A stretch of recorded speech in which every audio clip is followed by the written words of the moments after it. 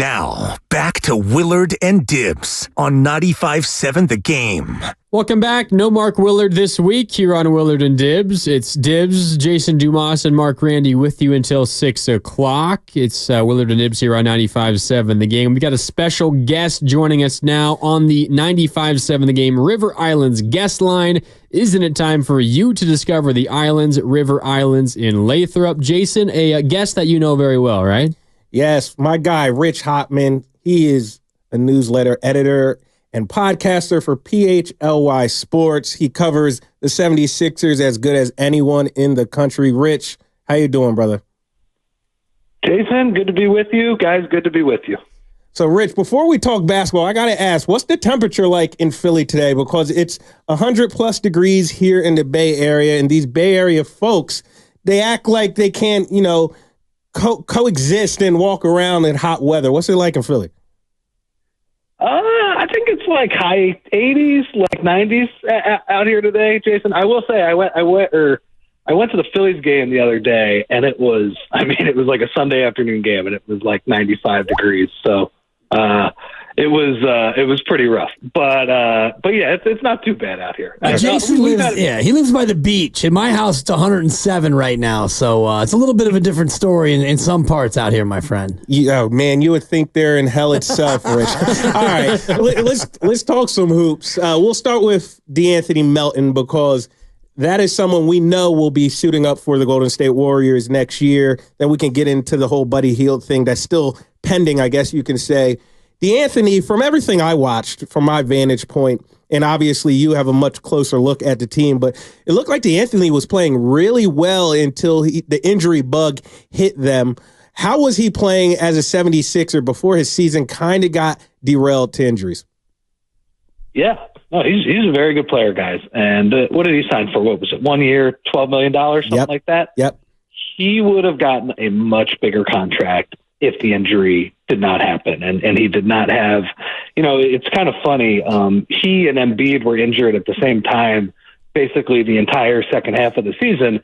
And when it's Embiid, I think, due to the player, you can, it's like a state secret what his injury is. And in DeAnthony's case, they actually were very specific with it.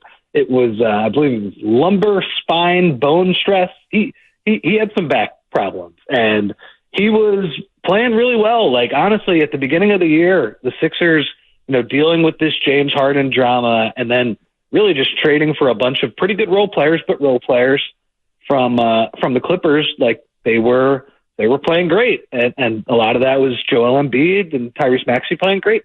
But a lot of it was they were getting like good minutes from role players. And DeAnthony Melton was one of those guys. They had I do remember they had a 5-man unit that I think was like the best in the league. And it was Embiid, Maxey, Batum, Tobias, and then DeAnthony was the 5th one. And he's just like, he's a winning player, guys. Like, he's not an amazing on-ball defender, but he's pretty good at that. And then he's good at all the other stuff on defense. Like he gets a bunch of steals, gets blocks, great rebounder, which is something the Sixers sorely missed, in the playoffs and kind of at the end of the year. And, on the other end of the court, like he is a reliable 3-point shooter, not the greatest inside the arc guy, like a layup shooter. That's part of the reason, he's not like a superstar player. He's more of a role player, but he's a guy that can play on a lot of winning teams. Like I think Memphis screwed up in just trading. I think it was like the 23rd pick in the draft for him. And I think the Sixers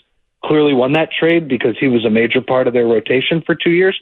But the only issue was the back, right? And he would, he'd play 2 games, then he'd miss a month and a half. He'd play 2 games, and then he'd miss a month and a half. So if he can get the back issues figured out, whatever that is, surgery, rest, whatever is going on there, like he is a better player than 1 year, $12 million.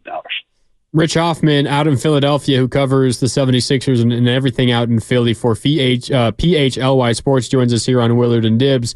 Rich, you brought up his time, DeAnthony Melton's time in Memphis, and I think back to when the Warriors played the Grizzlies in the 2022 postseason, and I was thinking, I think a lot of us out here, the Grizzlies need to be playing Melton a little bit more because, as you said, he makes all those winning plays. He does a lot of the small things. He's a good help defender. He rebounds well, and those were some of the areas that Klay Thompson had been struggling at a little bit lately. But I'm interested in his offense as well. Obviously, playing with someone like Embiid, that's an elite offensive player. But Embiid and Steph Curry are very different. How do you view his game offensively, playing alongside a floor spacer like Steph Curry?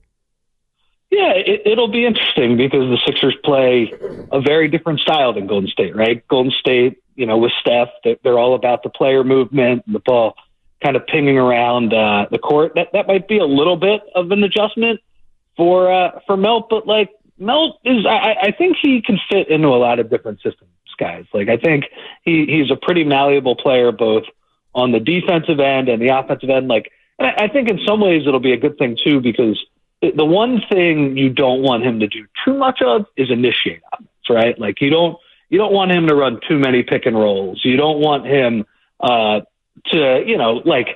have the ball at the end of the shot clock and have to make something happen. But in Golden State, with kind of how much they share it, how much of it runs through Draymond, I think like the cutting could be a big thing for them. Like he's an excellent 2-foot leaper, like throws down some serious dunks when he gets ahead of steam as well. So I think he'll fit pretty well out there. Like it shouldn't be much of a problem.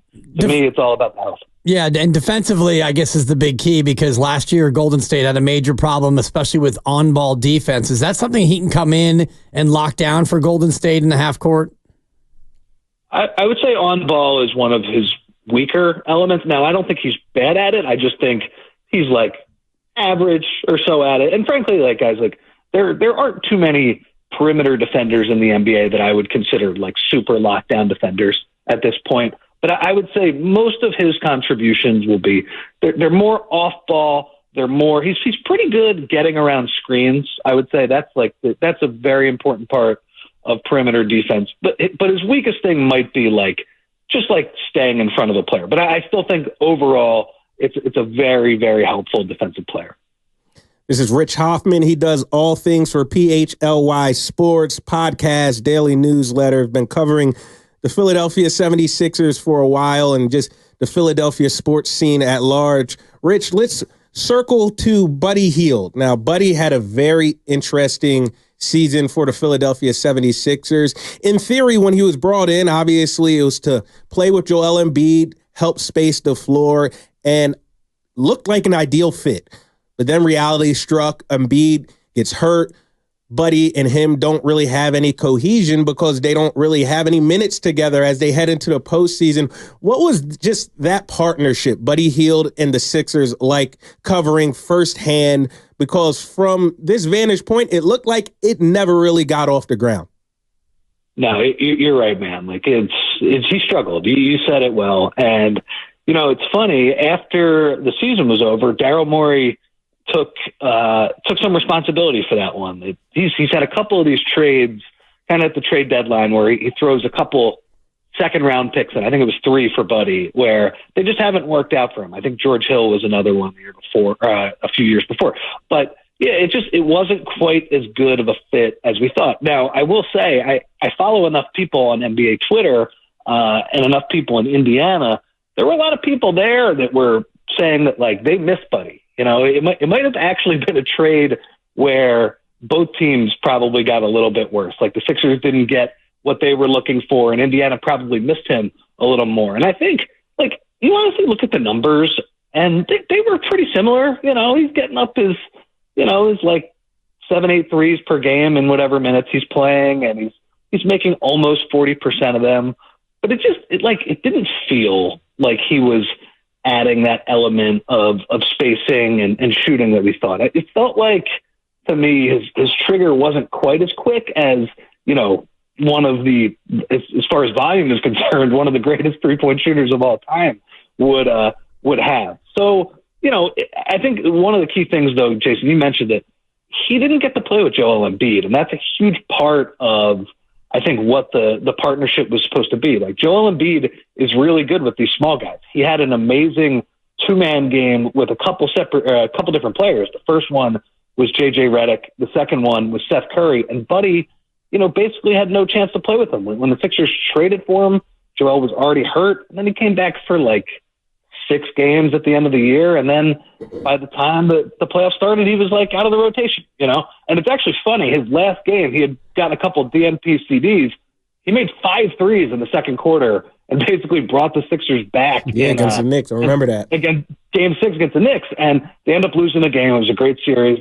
Every game was like right down to the wire. I guess that goes to show that, even if Buddy Hield struggled for the Sixers, even if it wasn't the greatest fit, and I think it wasn't the greatest fit because he played for a bunch of kind of up and down teams before too, right? I think it was a little bit of a culture shock for him to play with more of a slow down team instead of De'Aaron Fox and Tyrese Halliburton pushing the ball and giving him threes. I think it just goes to show, though, he has the ability to go off at any point. Rich Hofmann out in Philadelphia, who covers the Sixers and everything out there for PHLY Sports, joining us here on Willard and Dibs on the River Islands guest line. Rich, one of the parts of some drama around Klay Thompson the last couple of years, and maybe one of the reasons why he's no longer a Golden State Warrior, is because he at times would maybe be a little too aggressive in his shot hunting, and there was never a shot that he didn't like, and maybe some were ill-timed and time and score, and it got him into a little bit of trouble. I think nationally, that might be the perspective and the thought around Buddy Hield as well. And I know he was only in Philadelphia for a short time, but is that true? Is he a guy who maybe can frustrate a fan base, a team a little bit because he's a little too eager to get off his shot at times? It's funny. I actually would say the opposite. Now, I have seen at times, now I don't watch it as close as you guys do, but I have seen those times where Klay takes the shot with 18 seconds left on the shot clock and he's not really open and it's not a good possession. But in Philadelphia, I think part of this is being a product of our environment. They've had such poor spacing for such a long time, and a lot of that is the Ben Simmons thing around Joel Embiid, Markelle Fultz goes back that far.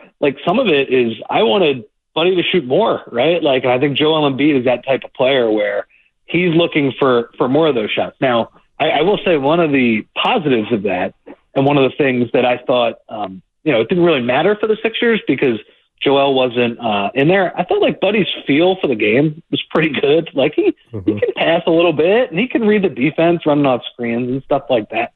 So, I don't know exactly, where he fits in with the Warriors and how that is different from Philly versus Sacramento and those things. But no, I thought he had a pretty decent feel for the game. I didn't feel like he took too many terrible shots for the Sixers.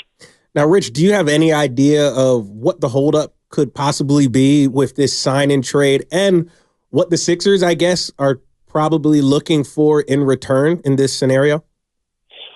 Yeah, guys, I don't know the exact reason for the holdup. It seems like there are a bunch of moving parts. I would imagine if the Sixers got involved here, it would be like a trade exception, maybe a second-round pick for their time. A couple of smaller things. I think from their standpoint, I would be surprised if they were like a major player in this deal. I think they're kind of just here to facilitate. And if this does get over the line, they get, maybe a couple seconds, something like that. All righty. That is Rich Hofmann. Rich, I have to thank you for your time. Appreciate you hopping on, especially on short notice. I need you to promise me in the next couple of days, you'll get a cheesesteak for me, a water ice for me, maybe hit up the Jersey Shore because those are things I miss out here in the Bay Area. Rich, thank you so much for joining us, brother.